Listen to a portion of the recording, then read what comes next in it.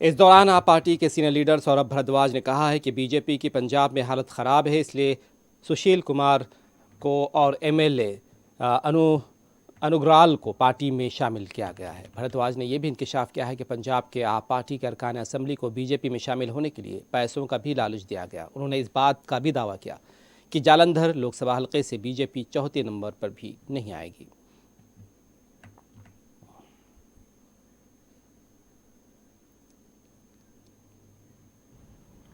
सवाल ये उठता है कि अगर भारतीय जनता पार्टी के हालात पंजाब में इतने खराब हैं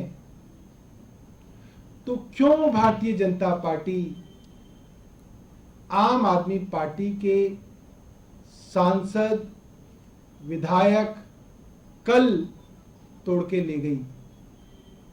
और कल एक और खबर हमारे पंजाब के विधायकों ने दी कि पंजाब में बहुत सारे विधायकों के पास पार्टी बदलने के लिए, भारतीय जनता पार्टी में आने के लिए उनको पैसा ऑफर किया गया, उनको Y+ सिक्योरिटी ऑफर की गई, उनको पोजीशंस ऑफर की गई, यहां तक कि उनको संसद के अंदर चुनाव लड़ाने की बात भारतीय जनता पार्टी ने कही।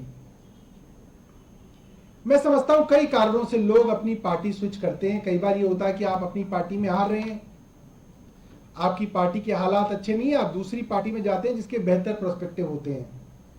मगर पंजाब के विषय में ये बात किसी भी आदमी के लिए समझ से परे है कि आम आदमी पार्टी के सांसद जिनका संसद का जो कार्यकाल था वो खत्म हो चुका था, जाहिर सी बात है।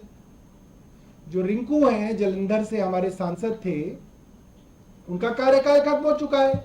ऐसा कुछ नहीं है मॉडल कोड ऑफ कंडक्ट लग चुका है, ऐसा कुछ नहीं है कि वो अब केंद्र सरकार के अधीन आके कुछ करा सकते हैं। कुछ भी नहीं कराया जा सकता।